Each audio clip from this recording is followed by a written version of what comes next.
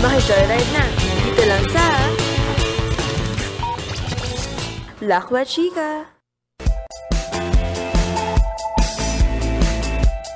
Good morning mga ka-chicks! Isang makabuluhang lakwatsa at chikahan na ang hatid namin sa inyo ngayong Tuesday ng umaga dito sa Lakwa Chika. Kami po ang inyong host. Ako po si classmate Jel. At ako naman po si classmate Ali. Good morning, Good classmate morning. Ali. Yan, so very interesting ang medyo napag-usapan natin kaninang umaga, classmate Ali. Kasi nga, napagtanto namin mga ka-chicks na 3 weeks na lang at tapos na ang Yes, ang sobrang bilis. semestre. Sobrang bilis ng panahon talaga. Oo. Kayo ba mga ka-chicks, tapos na ba? Or nasimulan nyo na ang mga final requirements nyo para sa klase? O kaya mga last things to do bago finally ay dumating na ang Disyembre? Yes. Kasi ngayon, kasi ngayon, medyo iba yung feels ng nating mga isko-iskano kasi First time na December. na-implement, diba? Oo. Na December, sabay na yung Christmas break tsaka yung sem break natin. So parang hindi ko pa talaga na-feel. Tapos yung parang 3 weeks na lang yun. 3 weeks na lang natitira. So parang hindi pa rin nagsisink in sa akin. Oo, diba? kasi alam mo naman, mga requirements, mga papers, talagang kailangan pinaglalaanan niya ng oras. Diba, mga ka-chicks? Totoo. So, pasintabi dahil medyo breakfast time pa at na-remind kayo sa Na mga may kailangan kayong gawin mamaya. Oo, baka para naman ma-startan, di ba? Kaya habang imo-imo muna sa umaga ay oo nga pala, meron akong Kailangan gawin mamaya. kailangan, Simulan ko na, diba? baka kailangan mag-research or baka kailangan nyo na magluto, di ba, mga ka-chicks? So, ayan, classmate Ali, kamusta ka naman? So, okay naman. May sakit kasi ako ngayon. Oo. So, hindi ko alam kung dahil to sa mga ACADS. Joke lang. Hindi, pero syempre, parang gusto ko, alam mo yun, yung gusto ko na matapos yung SEM, pero parang ayoko rin.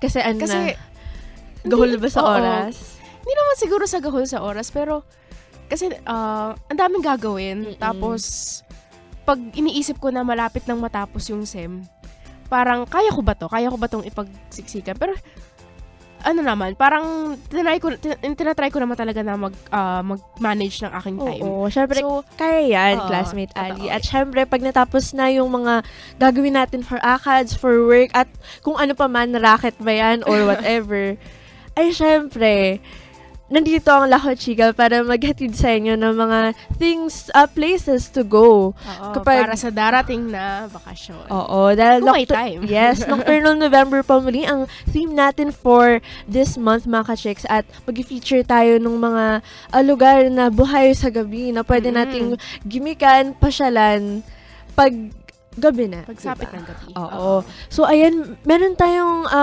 interesting place na pupuntahan ngayon, classmate Ali. Oo. So, libingan pala to ng higit sa 30,000 na sundalo, no? Talaga? Yes. Hindi ako aware. Yes. At So, ito din ay lokasyon ng sikat na Ilog Pasig. siguro hindi natin alam yun na ang Ilog Pasig ay hindi lang nasa Pasig, diba? At syempre, financial district din siya ng Pilipinas at Guinness World Record holder sa biggest fashion show. Fashion show. Yes. So, dito din matatagpuan ang grade AAA building sa Pilipinas. So, ito yung may itong grade AAA. Hindi ko alam kung AAA. Oo. Sila yung sinasabi na may pinakamagandang quality Ng gusali. na gusali So, dito sa sa oo. Pilipinas. Nagaganda ang skyscrapers na dito, mga ka-chicks. At syempre, para sa lahat ng senior citizen natin na naninirahan dito, libre lang ang panonood ng sine. Wow.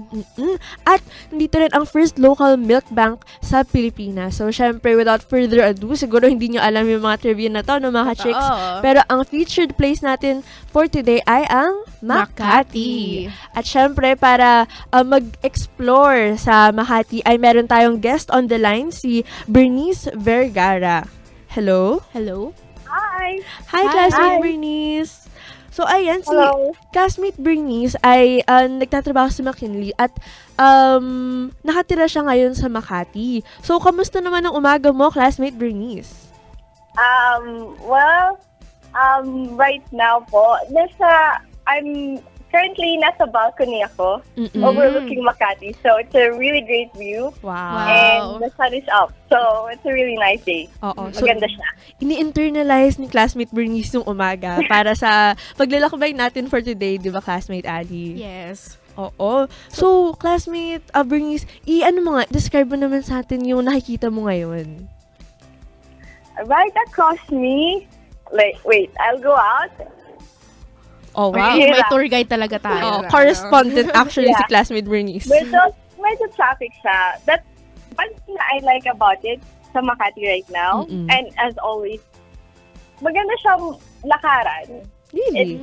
So, yung place, malinis. Mm-mm. And then, what I see right now are like a lot buildings. So, Yeah. parang you feel na, Pilipinas nga ba talaga to? Wow. You kind of think like that. So, You parang, end up thinking like that. oo, parang iba yung feeling siguro sa Makati for classmate Bernice sa ibang lugar sa Pilipinas. Wow. Iba. Oh, classmate Bernice, kamusta naman ang umaga mo? Well, para sa akin, hindi siya umaga. For me right now, gabi siya. Kasi nag-work ako nighttime. Oh. So, talagang, kaya pala alam ni classmate Bernice, talagang fit na fit siya para sa Nocturnal November. Kasi pag lumalabas siya talagang time talaga. Oo. Siguro may kape pa si classmate Bernice or something dyan, Pero, classmate Bernice, mamaya ay talagang magde-delve in na tayo, mag-explore na tayo. Sa Makati. Oo, sa Makati ni classmate Bernice. Ayan. So, mga ka-check, stay tuned po for Tourist Attack sa next segment. At syempre, sagutin niyo po ang aming question of the week. Ano ang iyong favorite midnight snack? Pwede kayo mag-text sa aming mobile number at 0927-220-8332. Pwede rin po kayo mag-promote sa amin sa Facebook by leaving messages sa Lakwa Chika sa DZUP 1602 or pwede nyo rin kaming i-tweet sa @LakwaChikaDZUP. At syempre, pwede nyo rin pong bisitahin ang aming website at dzup.org. Magbabalik po ang Lakwa Chika! Halika na't makinig sa DZUP 1602. Tayo na't makinig sa DZUP 1602. Ikaw ako, tayo sa DZUP 1602. Kasali ka.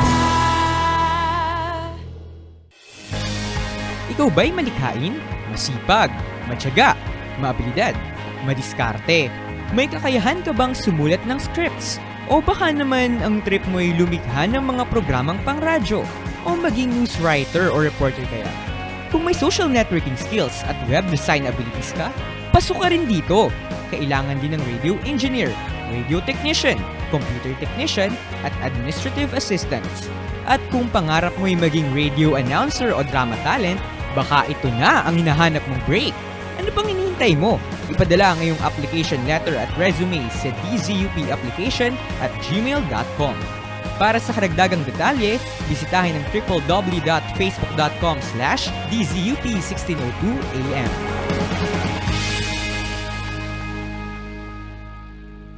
Isang araw, di pa uwi na nga ako. Pagkabukas ko ng pinto, wala na akong ibang nakita. Hindi ang mga kamay niya na tumatama sa mukha ko. Wala na akong ibang naririnig kundi ang iyak ng mga anak ko. Wala na akong ibang hinihiling kundi matapos na ang lahat ng to. Itigil ang pang-aabuso sa mga kababaihan. Isang paalala mula sa DZUP 1602. Kasali ka! Ako si Polusyon. Sikat ako sa syudad. Tulad ng mga kotse na bumubuo ng 30% ng aking mga alagad. Basura, basura, uso, uso, uso. Ingay! Huwag maging alagad ng polusyon. Tangkilikin ang pampublikong transportasyon. Nakatipid ka na, bawas polusyon pa. Isang paalala mula sa DZUP 1602. Kasali ka! Tara, maki-joyride na. Dito lang sa Lakwa Chika. Bago po tayo bumalik sa ating paglalakwatch, ang DZUP 1602 ay kasapi ng KBP, kapisanan ng mga broadcaster ng Pilipinas. Sa DZUP 1602, kasali ka sa Lakwa Chika, Ka-chicks ka pa! Hello mga ka-chicks, we're back po dito sa Lakwa Chika. Kami po muli ang inyong host. Ako po si classmate Jel. At ako naman po si classmate Ali. At syempre kasama natin sa paglalakbay sa Makati. Dahil nocturnal November po ngayon mga ka-chicks, si classmate Bernice. Hello, classmate Bernice? Yes. Yan, hello classmate Bernice. So ayun, tourist attack na po tayo mga kaibigan. So mga ka-chicks, ang tourist attack po, dito na talaga tayo maglalakwatsa sa Makati. So una sa lahat, classmate Bernice, alam mo ba kung gaano kalayo yung Makati sa UP Diliman? At kung paano makapunta dito? So, ano yun? Traffic or no traffic? Okay, sabihin natin with and without traffic. Okay. So, right now, since almost Christmas season na nga, medyo traffic. So, yung suggestion ko from UP going to Makati, it's best kung jeepney and then MRT to Makati. So, ilang minutes ka?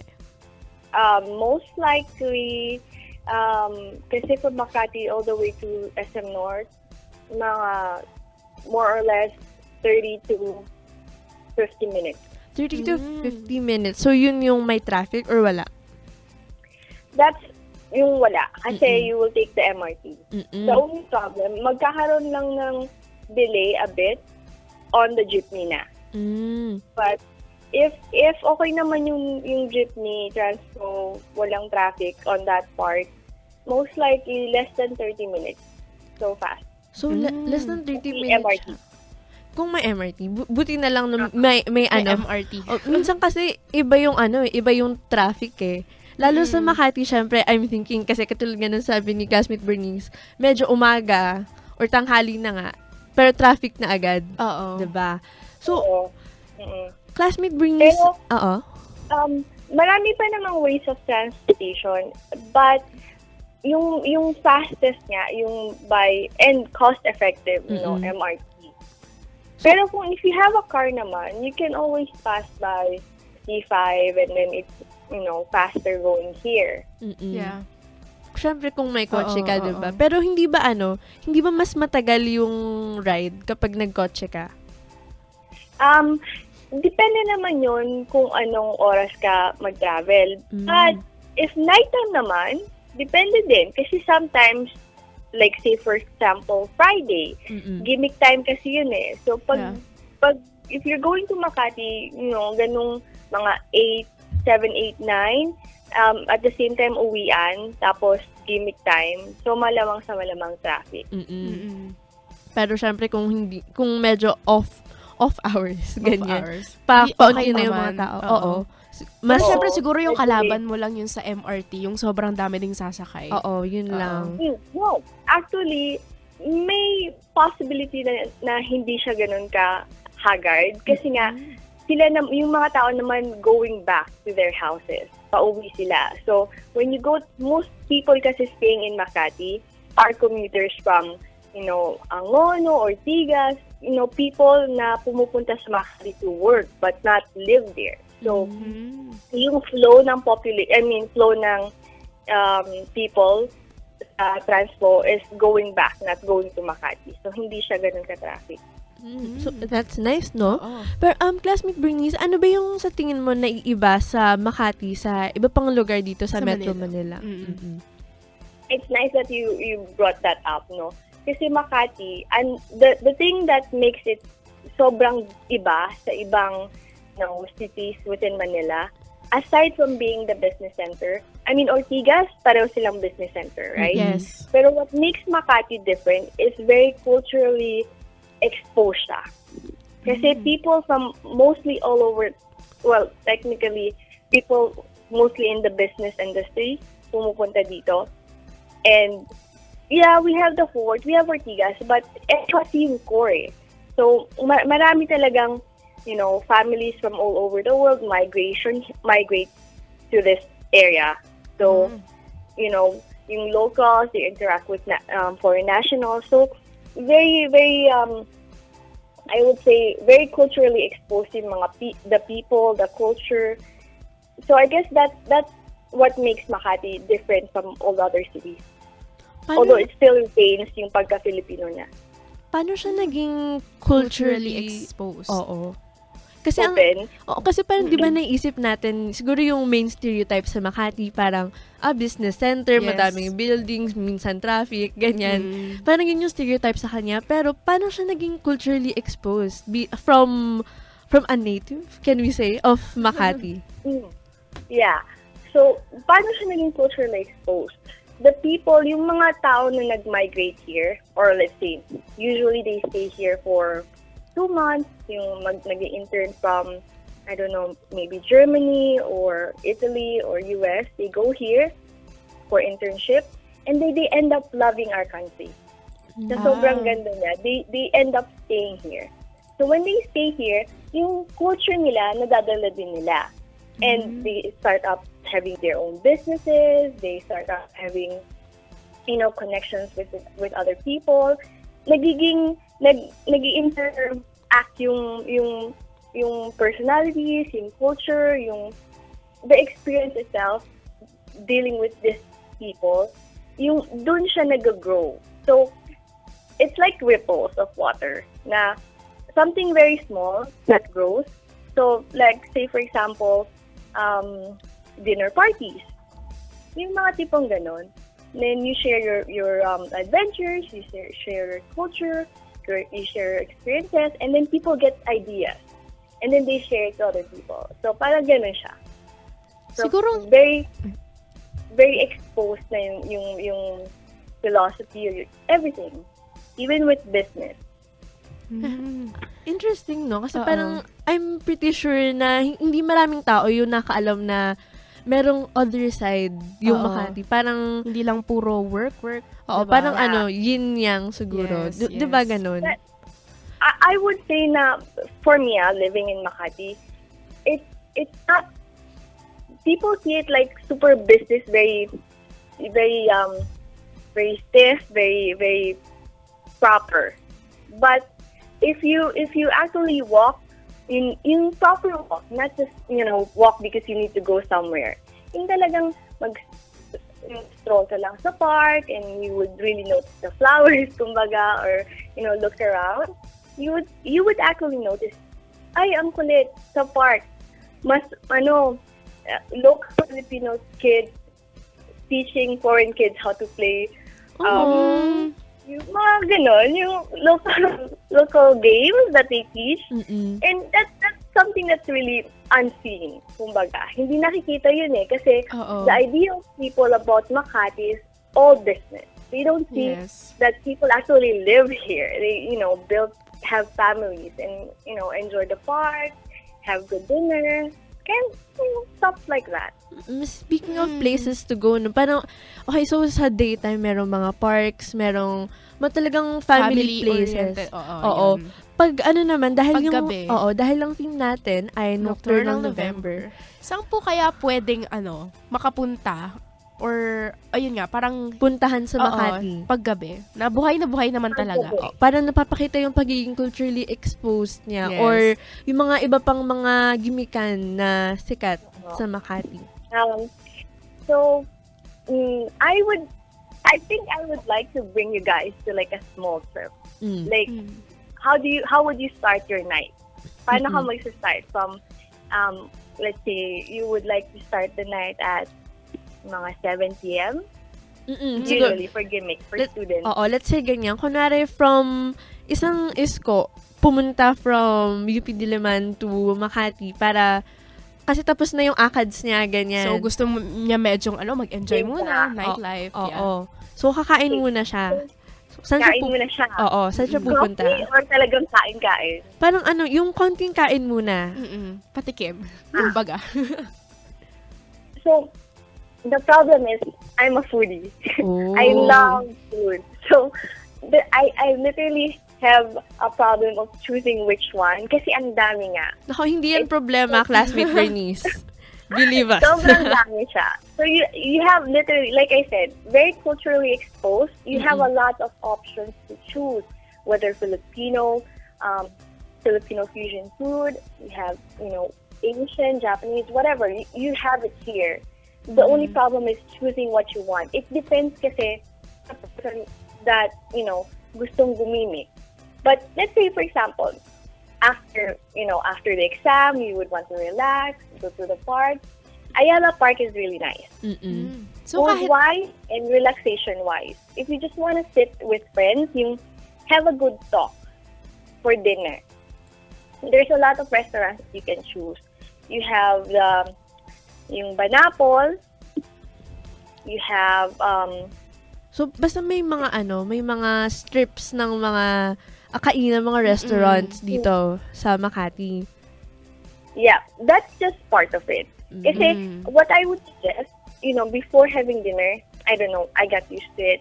Yung laid back juice or coffee, before having a heavy dinner, a heavy meal.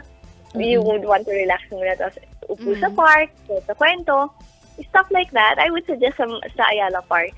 Especially right now, kasi Christmas na siya. And we're all aware that, I don't know if most are aware, but they put up lights that are really cool. Diba? So you just sit there and then, look at the lights. Yes. Maganda siya. Pero yung... And it's free. Free. So, paano wala siyang entrance fee or anything at bukas siya all day, all night? Ganun. As in, open park lang siya?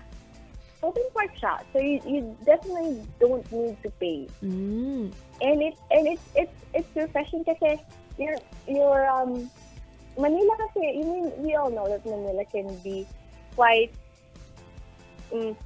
very polluted, diba? Yes. So it's nice to sit sa park. I mean, UP is really nice, but Ayala Park is nice too. It's different, kumbaga. Pero, classmate Bernice, ano yung budget siguro na kakailanganin mo para makakain ng, yung tipong mabubusog ka naman sa Makati? What's nice sa Ayala Park right now is that most of them actually serve humongous serving.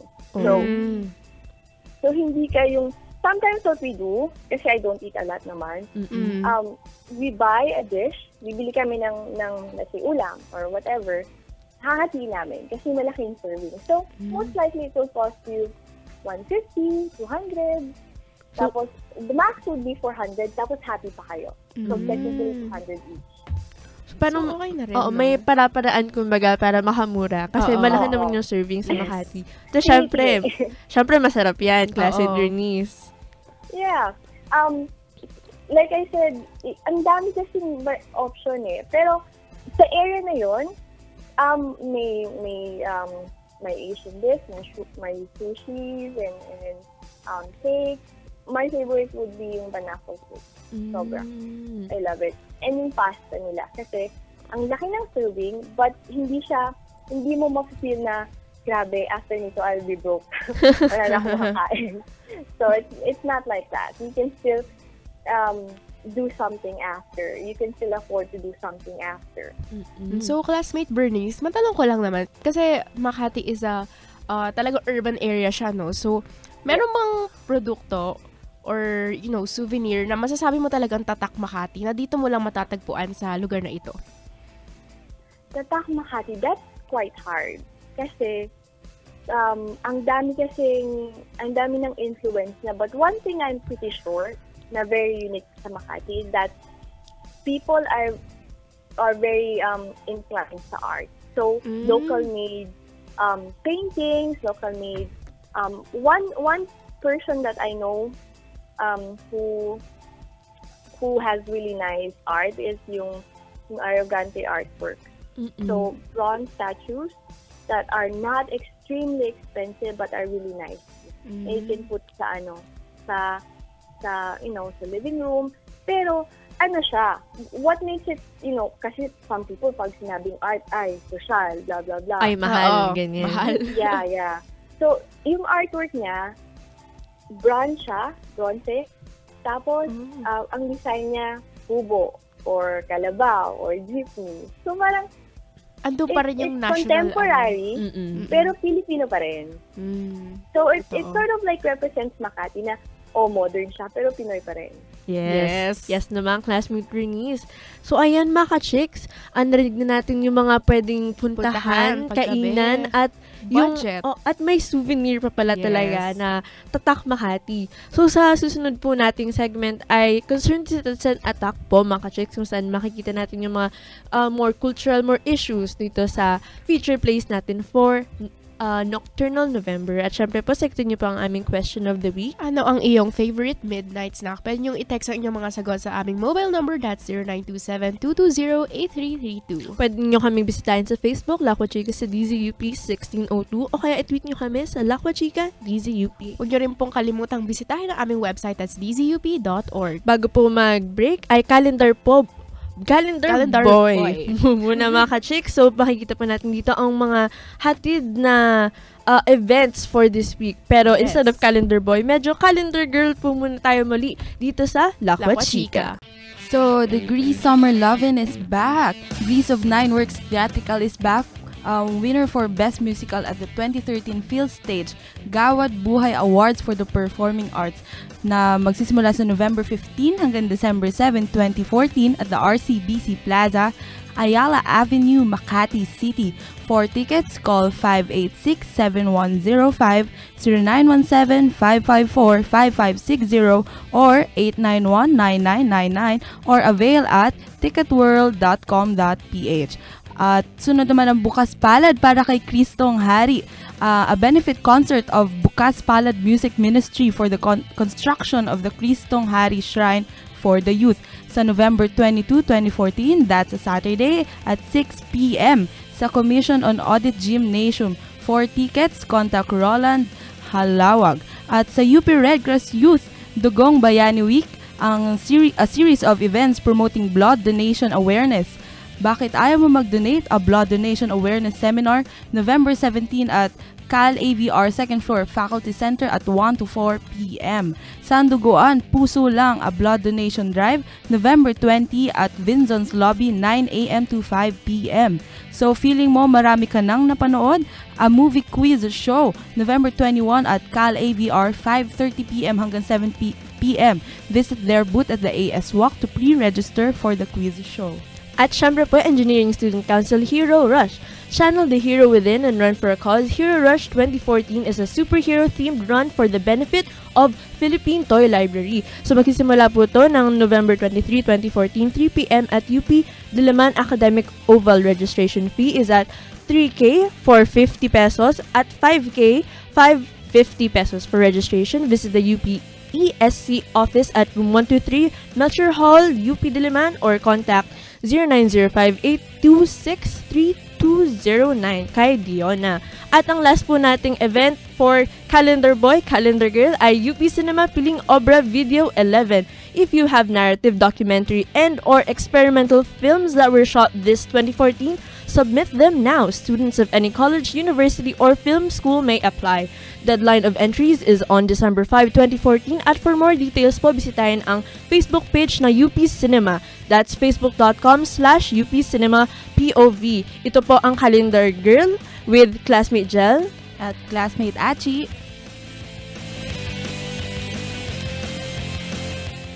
Tara, maki-joyride na. Dito lang sa Lakwa Chika.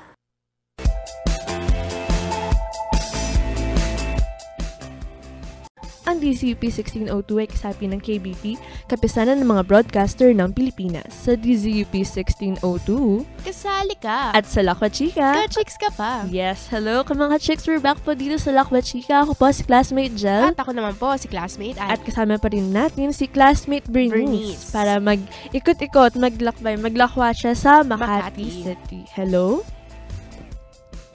Classmate Bernice? Hello, Classmate Bernice.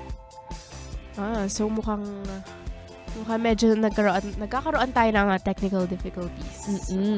Pero kanina nalaman natin na na talaga namang very culturally exposed yung term na ginamit ni Classmate Bernice. Tsaka napansin ko lang talaga na yung Makati pala talagang art tsaka culture ang ilan sa mga kanilang talagang pinupush sa instead of yung stereotype nga na puro business lang dyan.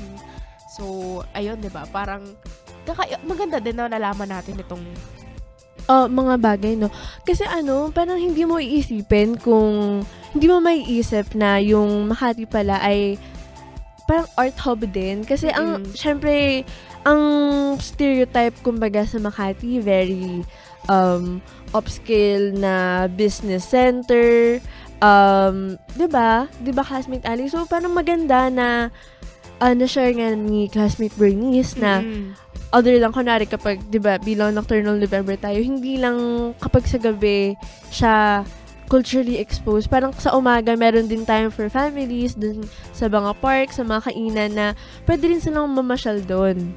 At nasabi rin ni Classmate Bernice na hindi kailangang mahal yung hindi kailangan malaki yung pera or yung budget na kailangan mong dalhin para makapag-enjoy ka naman sa iyong sa pagstay or paglalakwatsa sa Makati City. Okay, andyan na ba si Classmate Bernice on the line? Hello? Hello? Ayan. Hello, Classmate Bernice. So, ayan, medyo nandito na po tayo sa ating third segment sa Lakwa Chika, Concerned Citizen Attack, kung saan magde-delve in pa tayo sa behavior ng locals, tourists, environment, at mga issues dito sa Makati. So, ready ka na ba, Classmate Bernice? Hello? Classmate Bernice. Okay, medyo nagkakaroon ulit ng difficulty. Hello? I'm here. Ayan, ready na siya. Ayan. So, start na tayo, no? So, nabanggit mo nga kanina na very culturally exposed yung Makati. Oo. Tapos na banggit rin natin kanina yung sa mga tao dito na nagsistay usually from outside pa. So ano ba yung usual na trabaho ng mga taong taga rito, taga Makati? Yung locals na living in Makati, like me, most sa amin usually works for international companies. So, most likely, sa BPO companies or sa any companies that offer international services. For example, like yung insurances. The funny part is, TripAdvisor, meron dito sa Makati. Ay, talaga? Kulit. Yeah. So, ibig sabihin talagang TripAdvisor. Parang, pwede siyang, parang siyang tourist, pwede siyang tourist destination. Kasi, katulad nga ng sabi mo, meron palang hidden treasures siguro sa Makati na nakikita ng mga tao na pwedeng puntahan, pwedeng i-discover. Oo nga but what I wanted sana is yung locals mismo would appreciate yung area. Kasi it's more on yung foreign kasi ang nakikita nila, mas na-appreciate nila. Pero yung mga locals, some of my friends from work don't even know, hindi nila alam saan ka ba pupunta to, enjoy at a cheap price. Yung the thing is, yung foreign friends to know of a restaurant na cheaper but really good. Like, a falafel that's really good, yung taco that's really good, yung mga ganun. Yung Filipino pa would end up going sa expensive, stylish restaurant. And then the foreign people, yung mga international people go sa cheap place that are really nice. Parang sila pa yung mas nakaalam. Oo, exactly. Okay, so speaking of yun nga, parang madaming dayuhan. Oo, na pumupunta dito at naninirahan dito sa Makati. So sa tingin mo, Classmate Bernice, paano ito nakaka-apekto sa lifestyle ng mga locals? There are various things na nakaka-apekto siya. Kasi one, there are good parts and bad parts. There always is a good part and bad part. Good part is, like I said, culturally exposed. So, when you're culturally exposed, people, yung mga tao, mas nakakaintindi sila.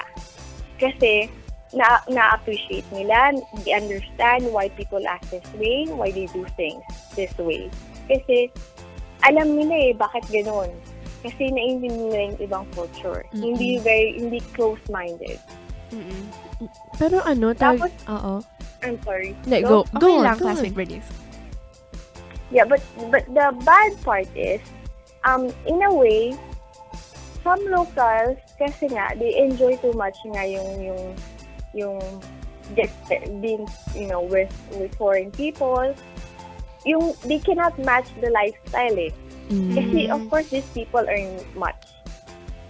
And you basically work for the same, yung trabaho mo, pareho. Pero they are earning bigger. And you're earning at a local rate. Yeah. So, parang Yun. nagkakaroon ng disparity Oo, paminsan. Exactly. May disparity. Parang, I'm doing the same job. Pareho lang yung trabaho niya, ginagawa ko rin. Paminsan marami pa. Pero bakit mas malaki yung bayad sa kanya? Oo. Diba? Parang, ako yung nandito Parang, mas malaki akong ginagawa. Bakit?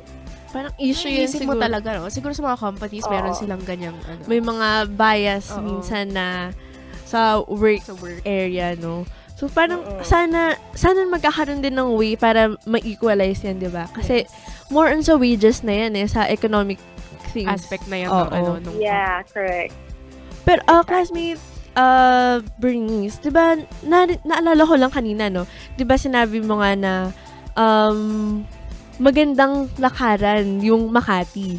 Kanina, nung first segment. So, ano ba yung main mode of transportation dito sa Makati? Walking. Seryoso bang Completely walking walking. siya? Kasi diba parang naisip mo Makati, madaming daming kotse. cars. Kasi, di ba, syempre, work, di ba? Oo. Yung mga magtatrabaho, syempre, mga cars sila. Pero, walking Walking talaga. Mas mabilis bang makarating from point A to point B kapag naglakad ka for Makati? Exactly. Kasi, if you will take a cab, or if you have your car, you will be stuck in traffic. And you'll end up wasting 30 minutes. Sayang.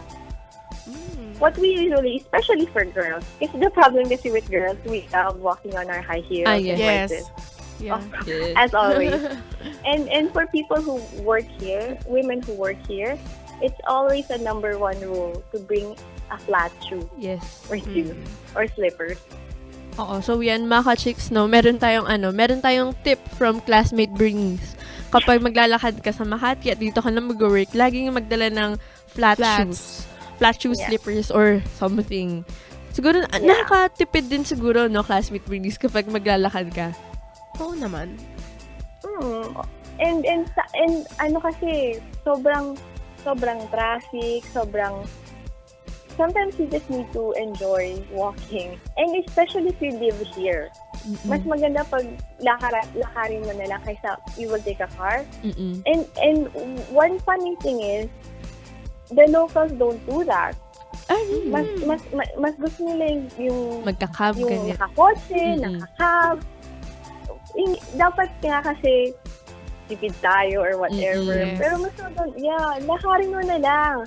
I mean, if you go from, sabihin natin, from Landmark, punta ka ng SM, I mean, sa Landmark or Greenbelt, kailangan pa ba ng car? Lakarin mo na lang. Enjoy the breeze. Come on. And then, especially with friends, you can talk while walking.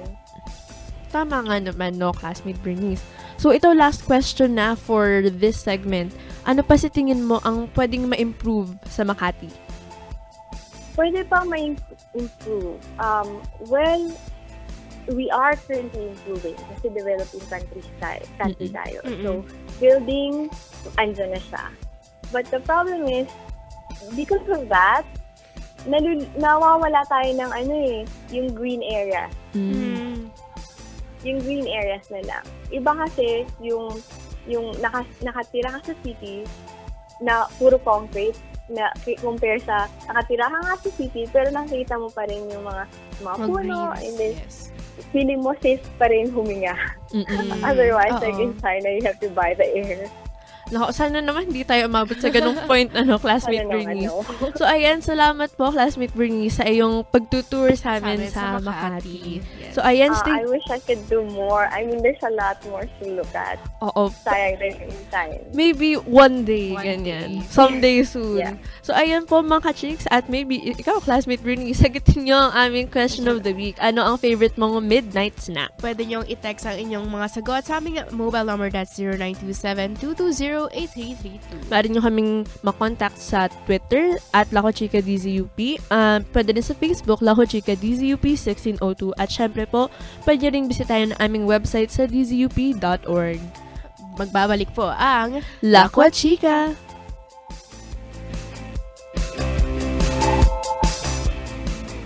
Tara, maki-joyride na. Dito lang sa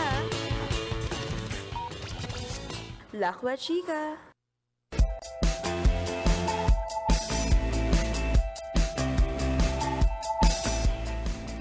Bago po tayo magbalik sa ating paglalakwa sa DZUP 1602 ay kasapi ng KBP, kapisaran ng mga broadcaster ng Pilipinas. Sa DZUP 1602, kasali ka sa Lakwa Chica, ka-chicks ka pa! Hello mga ka-chicks, we're back po dito sa Lakwa Chica. Kasama niyo po kami, ako po si classmate Jel. At ako naman po, si classmate Ali. At kasama pa rin po natin on the line si classmate Bernice. Hello? Hi! Hi, Hi. classmate Bernice. So, ayan, salamat muli sa iyong Pagtutour paglalakbay. guide Oo, sa amin, sa amin Makati. sa Makati. So, ang last few words, ganyan. Ano yung favorite thing mo sa Wag Makati? naman, last few words. Last few words for this, for the show. Yes. Classmate Bernice naman eh. Madami pa tayong lalakbayan sa Makati. So, favorite thing mo about Makati? Favorite thing ko about Makati is I can eat anything. Yeah. All of Food talaga yung... really, food. Yeah.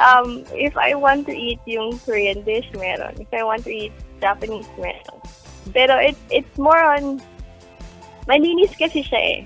Malinis.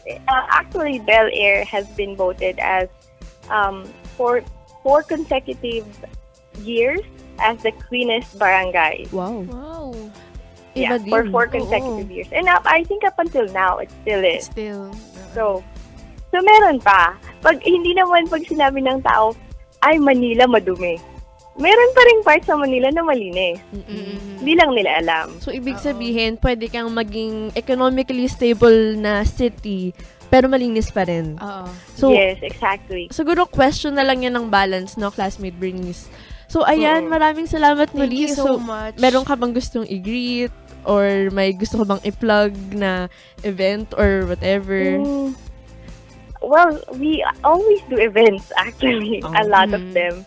But, So, I know parang if I bisita wish na lang. that you guys would feature Angeles or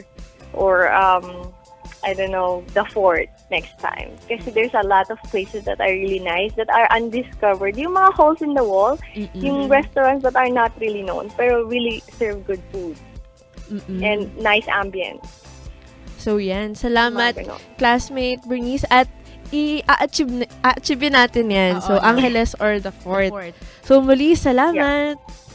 Thank you din. Have a good day, guys. Have a good day. Bye. Bye. So, ayan. So, nakapaglakbay na nga tayo sa Sa Makati and everything. Ang dami nating nalaman. At mga ka-chicks, hindi kailangan maging mahal. Pwede ka pa rin, makatipid. Makamura. Oo. So, siguro diskarte lang.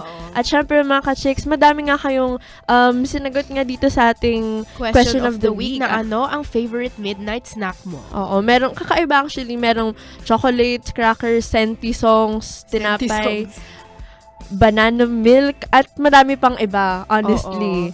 Pero, sadly, ay wala na tayong oras para basahin Oo, lahat para ng sa inyong mga sagot. Kaya stay tuned na lang po, classmates, mga ka-chicks, next week po for more Lakwacha.